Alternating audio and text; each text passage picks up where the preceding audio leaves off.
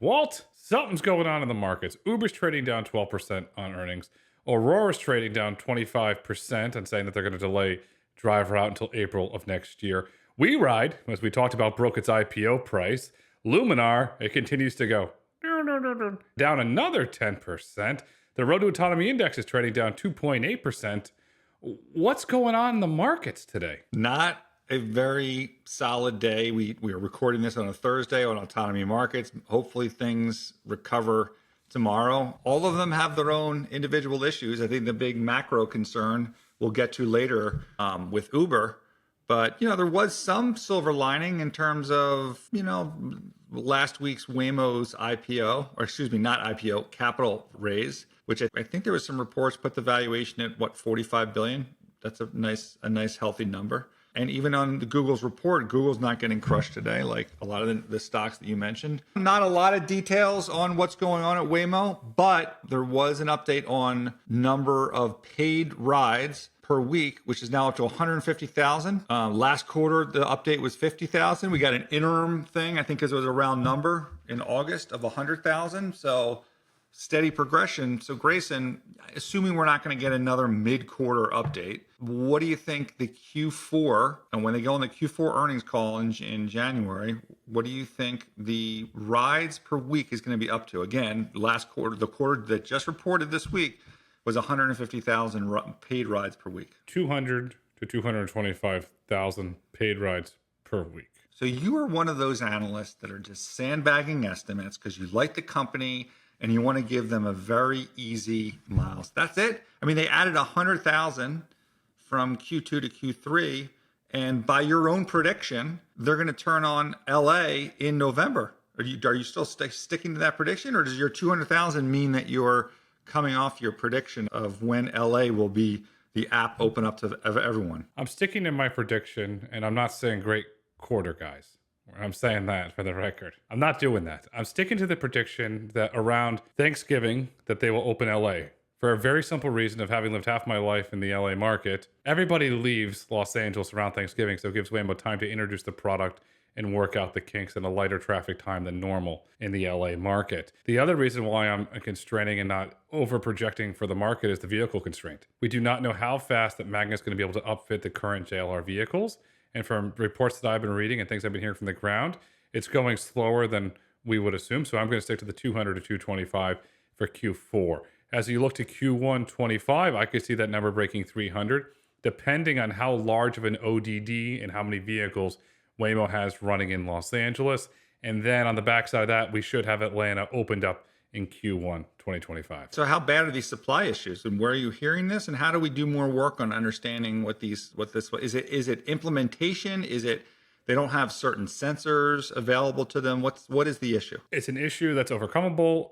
And we put out a tweet this week. They're working with SUNY New York, the college, to do mechanics. We have a mechanic shortage. There's not enough skilled engineers, mechanics, repair individuals to work on these vehicles that have the skill sets. It's putting brakes on a vehicle. There's a lot of classes and places individuals can go to learn how to calibrate brakes, to calibrate pistons.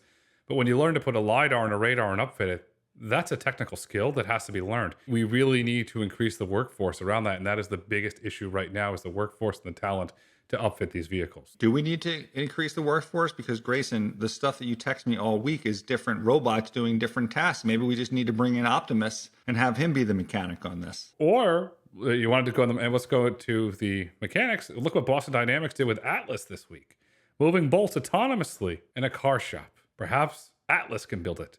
The interesting thing on Atlas, Boston Dynamics is now owned by Hyundai. So you've got very close there. If we have mechanics issues, we're talking about with electronic vehicles, which are supposed to be a lot less complex. Obviously, it's for the autonomous technology that's getting implemented there. These are not just like mechanics. These are like high level, I would think, engineers that have to do this.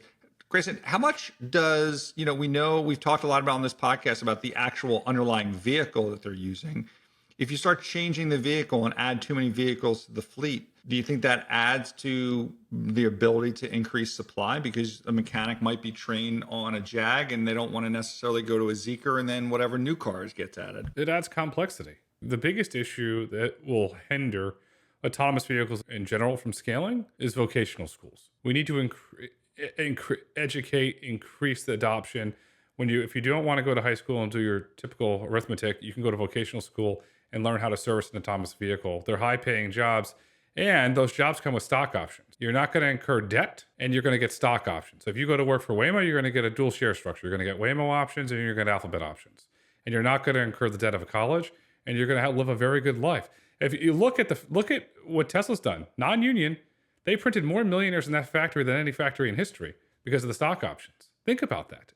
And if you're going to work in a factory and you want to be a technician, you're not incurring $500,000 in debt. Think about the advantage that gives you in life. And this is citing this to the U.S. Chamber of Progress. A majority of the jobs, over 52% in the autonomous vehicle industry, do not require a college degree. So it's interesting. So I hear you. And I think what that potentially does is maybe slow down the number of markets that Waymo enters. Because on the Uber earnings call, I don't know whether it was the first call or the call they do after with the sell side, they were talking about in terms of scaling and dealing with Waymo and any of the partners, because they were saying they will expand markets with their other partners beyond Waymo. I'm talking about Uber now. Domestically now, this year, or internationally, I think they're adding one this year, and then domestically next year. I may have that mixed up. But I think the point is that they need enough critical supply in the individual market. And Uber's doing what they can, I think, to help with that, but they can't obviously make the cars. That's going to be on the autonomous fleets themselves. So that's going to be, I think, a critical item. And I think what Uber's guiding their partners to do is get enough cars to drop them in a market. I think I read this week that Waymo is talking about doing scheduled rides that might help with this 14-minute wait time. If you all of a sudden I'm just going to do it scheduled, as opposed to waiting the 14 minutes or the 8 minutes or whatever length of time that's possible. But look, the other thing is Uber gave some stats as well and saying that in San Francisco, where Waymo exists, they're mid single digit, almost low double digit market share in that market. In addition to having obviously Lyft in the market as well. And I'm sure there's probably other startups that are doing some things in that market. So I think interesting progress, something that can grow rides. But if there is truly a supply issue, then yeah, maybe you're 200,000. I'm going to be more optimistic though. And I'm going to say north of 250,000 paid rides on the fourth quarter earnings call. It's a nice round number. It's something good to strive for. I love to see your number hit. It'd be great for the industry. I'm really, as I said, worried about the supply. And then on the Uber call, it was really interesting. They said two things that stuck out to me. One, they started referring to Uber as the hybrid network, which we've referred to it a lot here on Autonomy Markets. And two, in a release for the earnings, Uber wrote the following: as part of the expanded partnership, this is with Waymo, Uber will provide fleet management services, including vehicle cleaning, repair, and other general depot operations via, this is the kicker here, a third-party fleet ops partner. Do we have any insight of who that partner is and how are those economics going to work? No, I mean, a couple of people asked about fleets and how do they see the future and ownership, and it's going to be important to know because there would be investment involved on Uber's if that's the role that they want to play. And it's interesting that at least so far, Waymo has been, in some of the new markets that they're entering, willing to give that up. Maybe that's something that they don't want to do. It's low margin, pain in the ass. Maybe Uber can do it better because they're dealing with multiple companies. And maybe that becomes its own cottage industry outside of Uber in and of itself. Just like I think the financing of vehicles will at some point be separate. There'll be financial partners. I think that'll enter here as things need to scale. But yeah, that was definitely an interesting kind of area of focus on the call in terms of where they add value for their autonomy partners. If you look at public markets, let's look at FedEx, for example. FedEx, non-union, you can buy a route. Do we get individuals that try and buy routes or buy markets from Waymo where they're going to operate the depot, they're going to finance the vehicles and say, okay, this is my market and we'll finance the whole thing? Do you see something like that potentially emerging? I think you'll see market by market ownership of fleets. I'm gonna whatever. There'll be a limited partnership owning the San Francisco fleet of Waymo or Zoox or whatever vehicles happen to be there, and they'll expect a certain level of return. And maybe they'll be contracting with these fleet management. I mean, I think the other issue is in Uber's case. Let's back up for a second and forget autonomous. 15% of, I think, the supply at Uber is fleets, meaning, it doesn't have to be autonomous. Some guy that's running, 20, and they're helping those people operate their fleet, not just cleaning them, but just when to send them out, when not to send them out, and things like that. So I think Uber understands that market is evolving, right? And obviously you need a certain number of their drivers to come in on those busy hours, but fleet management is probably something that's going to be increasing, whether it's maybe initially human will be a large section of it, and obviously that'll be a major part of autonomy. It implies that there won't just be one autonomous fleet. There won't just be one winner in this market. And if there's not one winner in this market and that market is fragmented, that means that the scale of that fragmented fleet is such that it's going to be hard for them to stand alone as opposed to being ported into a Lyft or an Uber platform, right? So that I think this goes back to like episode 2 when we debated, maybe episode 1 when we debated Uber's long-standing power. Like it's emerging that way in multiple fleets. They're going to benefit. Investors are starting to come around to it. They're not fully around to it, but without the power of the algorithm, without the power of understanding how fleets operate, how the software operates, autonomy is not going to scale. Could you imagine a world where we didn't have Uber and we didn't have Lyft trying to scale autonomy? It wouldn't scale nearly as fast as it is today. Yeah, they're definitely an enabler. It's also interesting, Dara said that, speaks to stuff that we talk here on Autonomy Markets. They're pricing, Waymo is pricing this as like a comfort EV. Again, I would argue Waymo, increase your price. If the market is as sensitive as Uber claims it is, because Uber also talked, about how because of increased insurance prices, rides quickly went down. There was a very quick 1-to-1 ratio. Like you want to take I guess you want to get as many rides as possible. So it's more about, making the project work. But where it should be positioned in the market is higher price. Maybe that takes your wait time down. And there's going to be a lot of people that are willing to pay much more than a comfort price to have a Waymo pick them up, given the quality and the consistency and the cleanliness of that ride. So let's go to the media markets then. Your partner, Rich Greenfield over at Lightshed, has covered this for years. And I'll say for the record, he's been spot on his calls, where he always talks about, and he still talks about, the pricing power of Netflix. Where Netflix, let's just go back to the early days, was $9.99. There was a lot of debate. Netflix couldn't raise prices. And your partner, Mr. Greenfield, was talking about they have the pricing power because they have the content. This is all post House of Cards.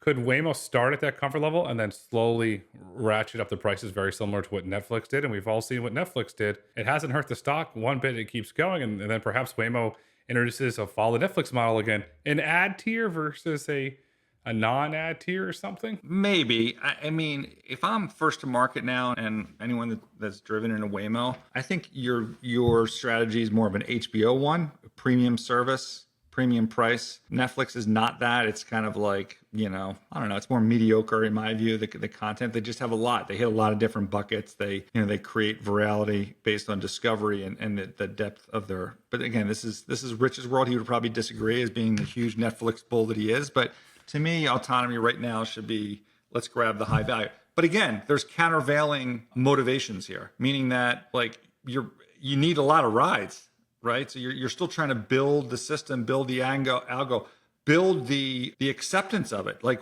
I don't know if I've talked about this on Autonomy Markets before. I've repeated myself over the last 20 years many, many times, but consumer adoption, like when you get at certain levels of consumer adoption, whether it's 20% of households or 30% of population, when they use a product, adoption goes up. I mean, you see it in any market. We've seen it with VCRs, televisions, cell phones, like whatever it is. So part of it is like, okay, you could increase price. It's worth it. You want to maintain its premium value in the market, but you also want to get people using the product in order to stimulate more. And I think, Grayson, that's a good segue into, and we're skipping over some things, but I think we can come back to it. But like, where is the market today in terms of people getting rides from Uber? Because, the outlook, even though they didn't relate it to economics, was, hey, our insurance prices went up and rides went down. And then they started talking up Uber. I'm talking about growth in suburban markets as opposed to, I think the bull thesis theoretically should be, there is still a ton of rides in urban markets where all the people live that they're still doing with their own cars or other transportation. So it was a little concerning. And obviously the stock is reflecting that, down 11% today. Is this reflective of the market? Like, have we hit some type of end where it's that sensitive already when we've talked about the amount of miles and hours that should be replaced with rideshare, whether it's autonomous or not. I think you're starting to see the pinch of the consumer, and the economy on Main Street is not as healthy as the Wall Street market might indicate. The consumer's stretched, the consumer's leverage. We can look at the New York Federal Reserve data around repossessions of automobiles. The consumer is financially stretched because the grocery prices have not come down. Despite what the headlines are, it's still very expensive to go to a grocery store. And I feel that the consumers are cutting back. We're seeing that in some of the travel data, consumers cutting back. And I feel that is just consumer spending is pulling back because we are going into a period of economic uncertainty. And the consumer's scared, and they're also tapped out because look at the availability on the credit cards. A majority of the consumers, they're maxed out and they're paying 29% interest on top of that. So they're not even making any headway towards the principal. All they're doing is servicing debt, unfortunately. I mean, there's two things that support that view, again, from Uber, which is they're like, okay, the daily rides are doing fine, if not better, meaning people using Uber to commute to work. But at night, the drunk rides home is where they were hurting a little bit more. So our city partiers, maybe the party's over and they have to go to work the next day. So they're taking the Uber the next day and they're spending less money at night because their credit card's maxed out. And I guess, there's some, that's reflective. So let's look at a company that I'm well known, that I follow, and I'm a bull. I'm a LVMH bull. And if you look at their liquor sales are declining. The high-end wines are declining, the champagne's declining. Then if you go look at Diageo, declining. So those are numbers in the public markets, but then I've got an eclectic group of friends, and if you want to give me the Grayson's Adventures thing here, I'll go there. Otherwise, I'll keep it short. I have an eclectic group of friends and then a lot of really good friends in the hospitality industry and bartenders, and they're telling me they're noticing two trends. Consumers are trading down from the spirits that they would get there from a higher end one to a lower one to save money, and they're not coming in nearly as frequently. And you're starting to see a lot of openings in high-end restaurants, medium restaurants, and you're even seeing stuff in the quick casual, fast casual. That check size is going down, and that's another indication that the consumer's hurting. I would have never guessed that you would have an eclectic group of friends, Grayson. Who would have thought? You know what other prices came down, Grayson? Yankees tickets. They were like $1,500 get-in price, and then they lost the first two games, and then the prices went like that. Sorry, I know you're Yankees fans. I had to troll you. Well, I had to troll me. It's time to blow the team up and rebuild it. And the Yankees should have won last night with those three costly errors. Cole's pitching a gem until Judge, I can't hit in the postseason, dropped the ball, and then they had that bad play at second. So you're opening it up to say we can have the eclectic hour. I could go down Eclectic Alley with you if you want. Or let's rewind a bit because and this was a great thread to get to the economy because I think that's penultimate because you want, what they say, rising tide lifts all boats. You want people using rides, not thinking about it, taking autonomy, doing everything. So not a great development for sure. We'll see how it develops. It could be, by the way, that they're just losing share to Lyft. Anecdotally, I have lots of friends that are like, I checked the Lyft app and it's a lot cheaper. So it's possible that they've lost. We'll see when Lyft reports next Wednesday. So let's put a pin in whether we're doomsdaying the economy quite yet.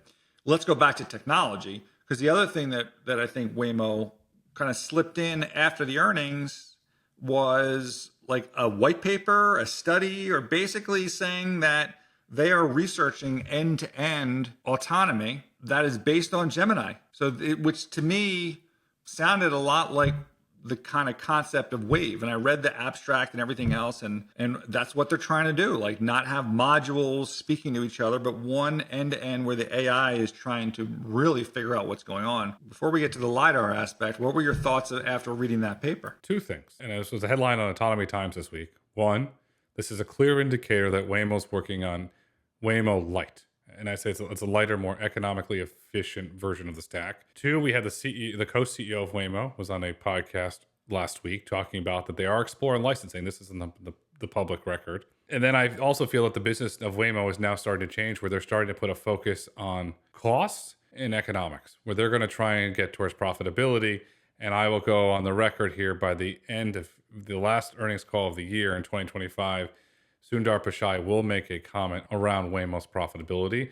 Waymo's shifting towards profitability. And in my opinion, it's a clear indicator that they realize their current sensor suite stack is not financially profitable or scalable in its current cost structure. Because if you look at the $5.6 billion Evercore put out a paper, so that only buys them 2 years of runway. If $5.6 billion only buys you 2 years of runway, you're not going to go very far if Alphabet decides to stop funding that. That's true. I just don't know. I mean, if they make progress and they hit some of the targets we think they will, paid rides per week and what have you, then sure. To me, it wasn't a signal that they have to do this. It's like, hey, AI has changed the world. Processors have changed the world.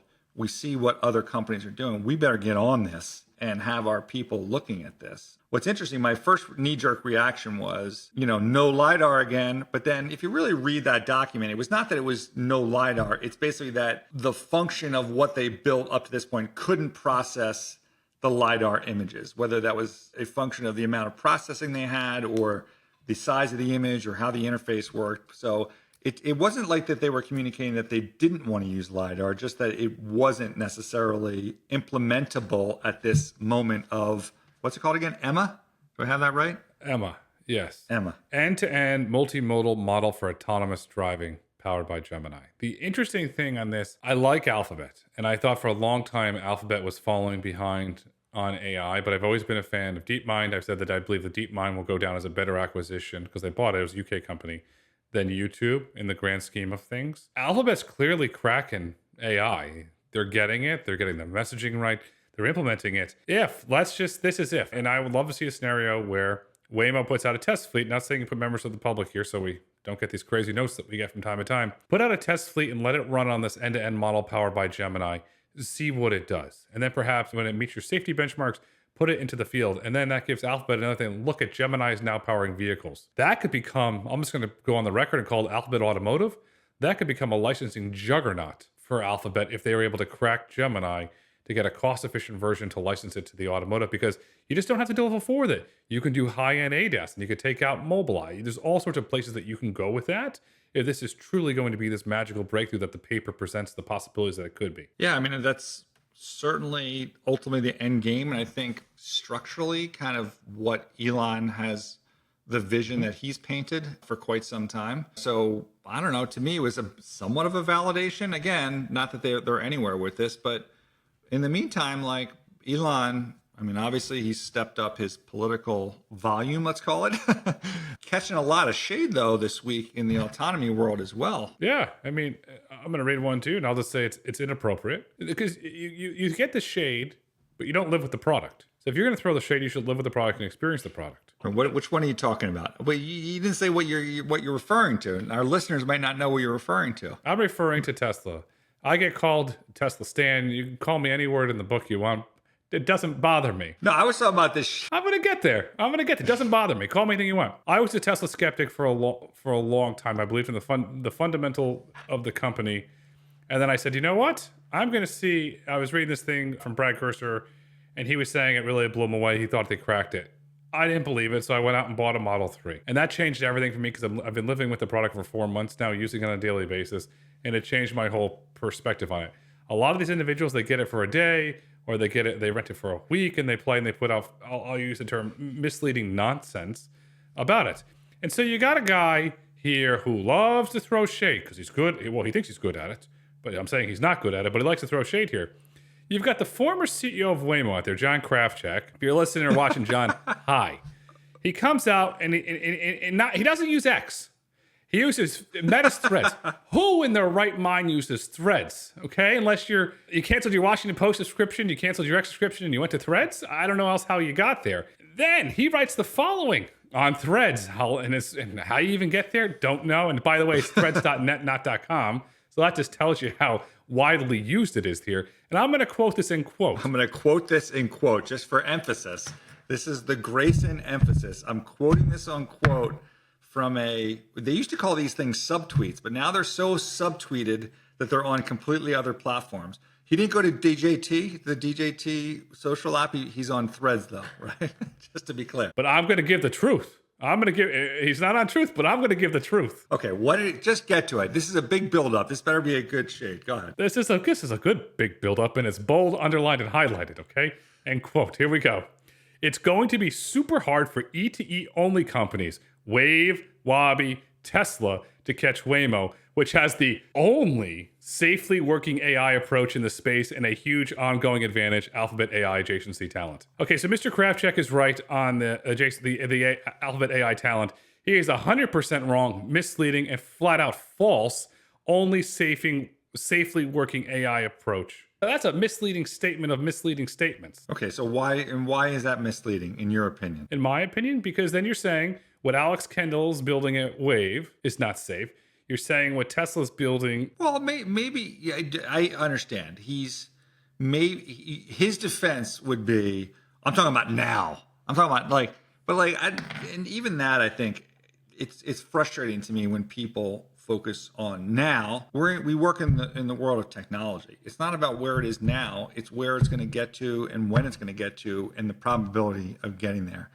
And I've said this before as it relates to Tesla. Like I've dealt with those now people many, many times on the satellite connectivity portion of it, Starlink, and countless things that, it's not there, not going to work. And one by one, those things have been checked off. That doesn't mean it's going to definitively happen this time, but maybe that's going to be his defense. It's not there now.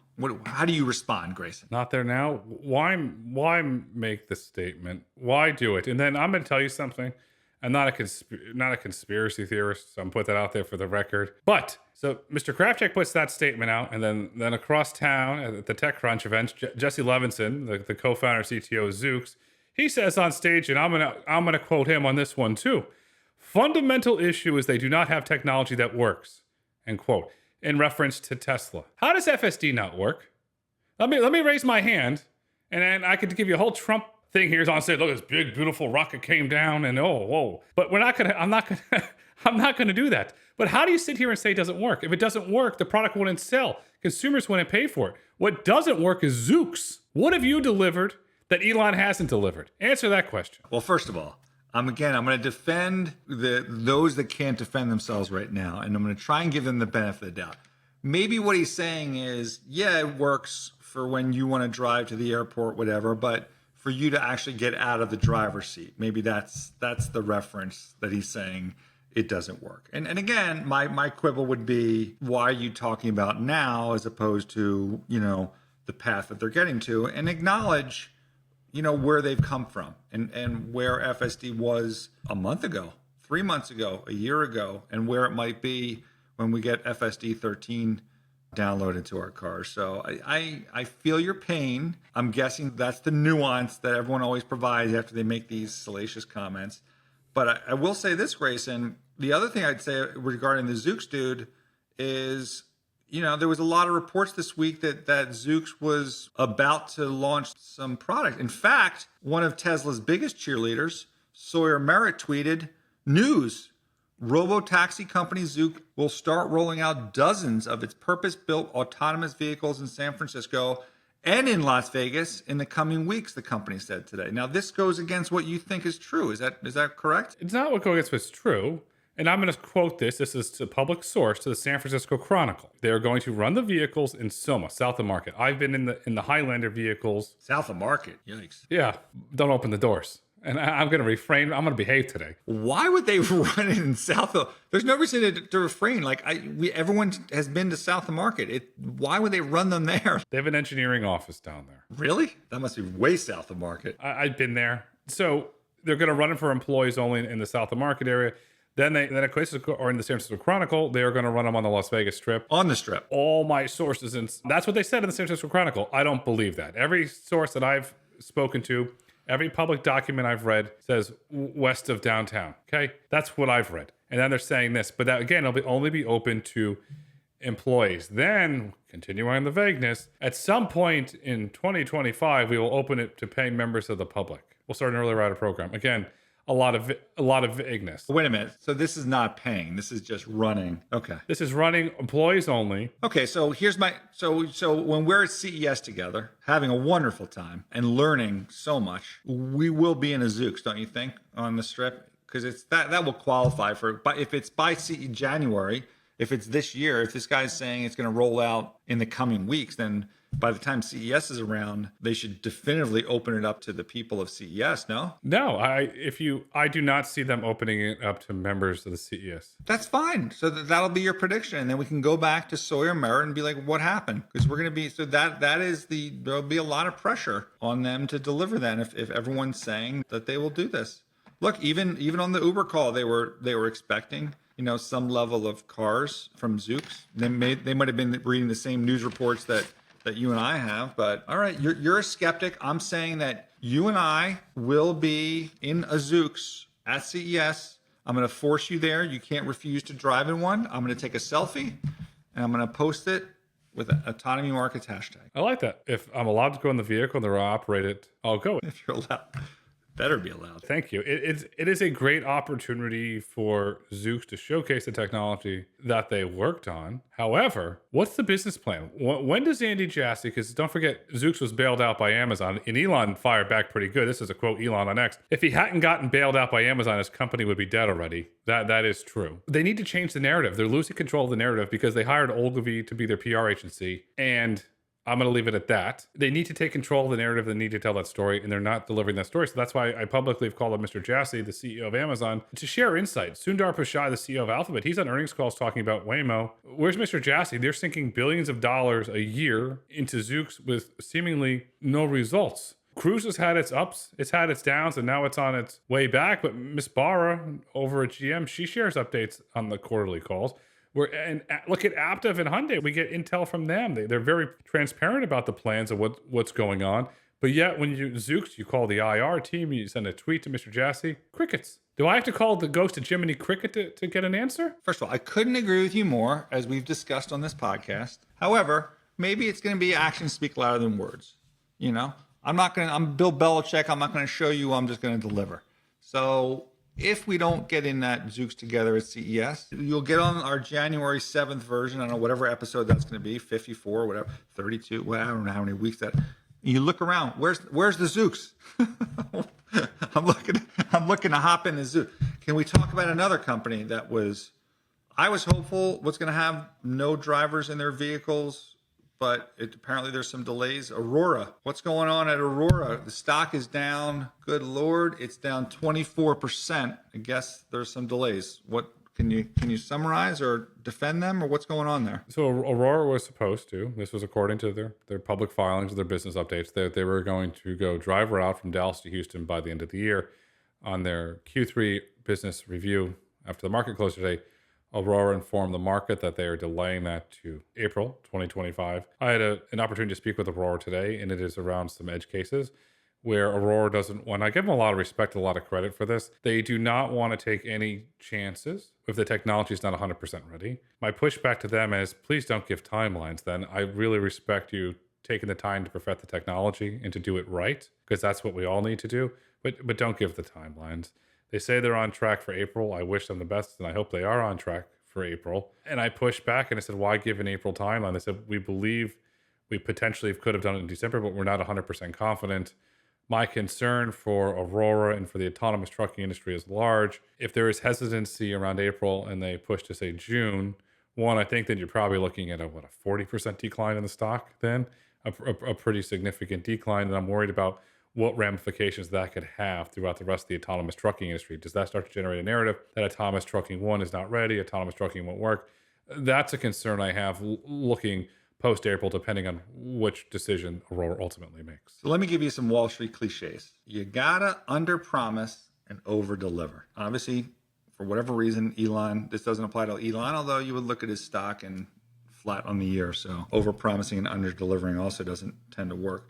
But under-promise and over-deliver. And then when you make the mistake for whatever reason and you can't deliver on that time frame, and by the way, so you don't get the pop initially and your valuation looks better, but the ultimate valuation multiple that you get is always higher if you're a company that basically, it's sandbagging, under-promises and over-deliver. Because then why? Because I'm dealing with 20 companies reporting today. Like, I don't want to have to spend more than that management team, they deliver their earnings, I can move on to the next. I love that. I'm going to pay higher valuation for the predictability of a management team that underpromises it over. Okay, put that aside. What's done is done. Everyone makes mistakes. part two. When you don't deliver, kitchen sink it, rip the Band-Aid off. Like, just because your stock's down, do they not expect the stock down to be 25% today? Be like, okay, don't make it April, make a deadline that you can definitively in your brain, or with very high, obviously everything can happen, you can meet, to your point, like in the April, like, because the April, it's like fool me once, shame on me, fool me twice. No, what is fool me twice, shame on whatever it's, who's ever getting shamed. The first miss is bad. The second miss is horrific. Now you've burned that bridge and you can't go back.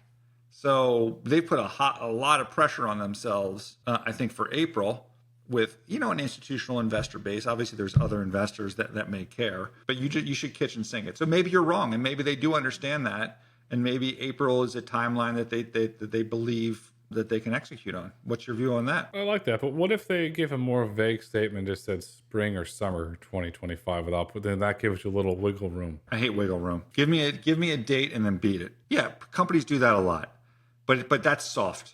It's like, you just missed. You don't have the luxury of giving me soft answers. You missed. I own your stock. I don't. I'm just saying, I'm providing a rhetorical here. The person's down, the investor's down 25%.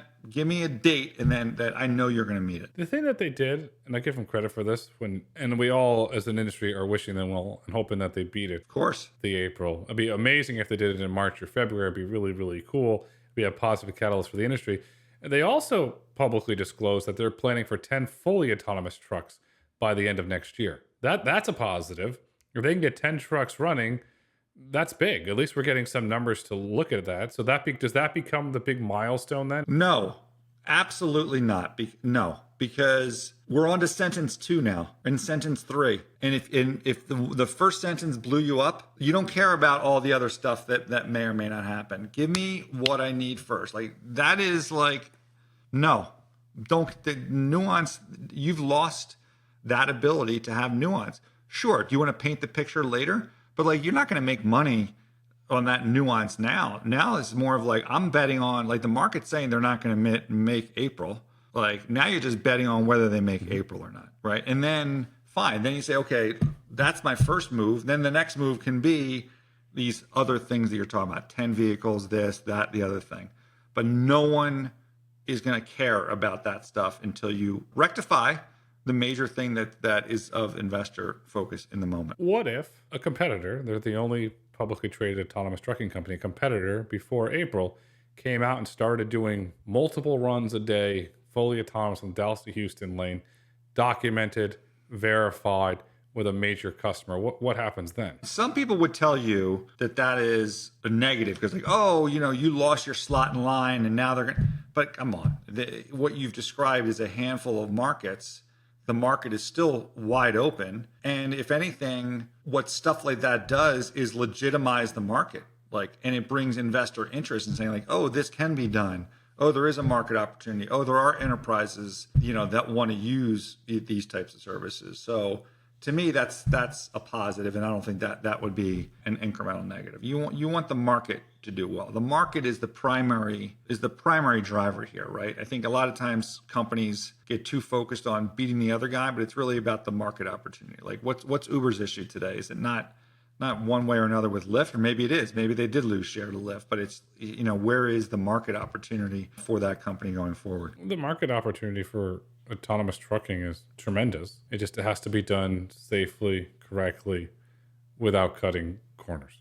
That's the bottom line. I don't think there was one question on 2 hours of Uber calls today, investor calls, about about freight. Not one. Kind of crazy, right? Why is that? Is it because it's a drag on the company, or is it this that the investors really don't care about it, or what is that? It hasn't been something positive to talk about. The company didn't highlight it, but it's just out of investors' minds at the moment. I mean, look at investors' minds. We have Lyft earnings coming up next week. Does Richard pull a rabbit out of his hat and announce an autonomous vehicle partnership along with a potential gain on Uber? No one really asked about Lyft or anything, stuff like that. I mean, you would think the setup for it is great. Like, imagine if Lyft came and delivered better than expected numbers.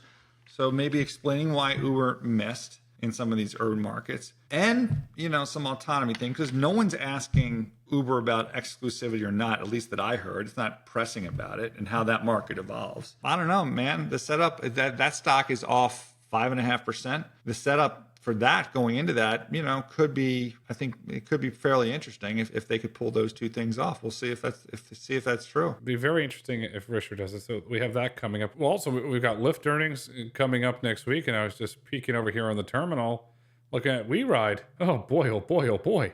It's below the IPO price. Isn't there supposed to be a bank or somebody that comes and backfills it and shows support, and you get out there, rah, rah, rah. We love our IPO. Isn't that supposed to happen? This thing is now trading below the IPO price. It's not pretty. That doesn't seem to happen much anymore. You would think there would have been some support, but analysts can't really talk about this stuff for, I think it's 180 days. I don't know. We got a lot of kind of inbounds from last week's, but bottom line is it was a $20 million. They raised $20 million of new capital. I mean, some of the strategic investors I don't think are locked up, and I'm not sure that they would be necessarily selling. There's just not a lot of float. And, I want to go back to one of the things that we talked about. We got some interesting feedback on pushback from people saying, like, look, if you have whatever it is, 10 to 20 drivers or 50 to 100, I forget what the number was, that's actually pretty good. And I think, in hindsight, I think you're right that I was maybe too aggressive in saying, like, oh yes, the end game should be that we don't need any, what do you want to call them? A safety person, not in the car, but out of the car. We're gonna have to coin a term for this, for a driver, a remote driver. We're gonna have to come up with something clever to drive the industry that way. Remote Mario Kart driver. Remote Mario. I mean, if you have a Mario Kart driver externally with their joystick for every 100 cars, like, you've effectively reduced employment costs by 99%, right? So 100 to 1 would be clearly phenomenal from an economic standpoint. I think even the numbers that we gave last week with WeRide are probably off, because I think in China, there might be, at least where they're operating, some limitation in having, only 1, 2, or 3 cars, available, that the government in that case would not allow them to have more than that in the near term. I don't even know what the numbers are for Waymo. Do we know? Do we have that information? It's certainly interesting to know what their progression has been in terms, and wouldn't they have to disclose that to the local regulators in San Francisco? As far as I'm aware, I'm not an expert on the remote operations law, that you do not have to disclose that. Waymo has not made a public statement, a public blog post, or Alphabet for that matter, around that. As it relates to China, the CCP controls where these vehicles are rolled out, what times they can go, how far they can go, the zones that they can go. Local municipalities, I'm told, but go ahead. And you look at the way that it's expanding, and this reporting I'm going to credit to CNBC, because I don't have any way to actually fact check it. It appears that the largest deployment is the Baidu Apollo program, followed by Pony AI for Robo, running in a 300 square mile radius. That's across multiple areas, regions across the country, but we have no way to independently verify that data of how much that's true. And then if you look at some of the other reporting, S&P Mobility put out a report that you're right, the WeRide is operating in let's call it a small constrained environment, which reminds me of the original Navia shuttles, the way those were rolled out. Those were in small, very, very controlled environments. But again, we don't have a way to independently verify that or get data that is transparent. Do you know when you're in a Waymo when a remote driver takes over, or is it possible that you're going along your journey? And because I had a journey, last time I was in San Francisco, and the car was trying to basically pull into what looked like a parking spot before it made a right turn, and it kept going, and then it kind of came out and then made the right turn. So it thought there was a right turning lane, but there really wasn't. That was the only time I felt like, I'm like, okay, it took corrective action. But now in hindsight, I'm like, did it take corrective action because the car sent some info back to HQ, and then someone back in HQ took their joystick and moved the car to make the right turn? Like, do we know? We don't know. I've been in a cruise vehicle, and when it was disclosed to me, it goes beep, beep, beep.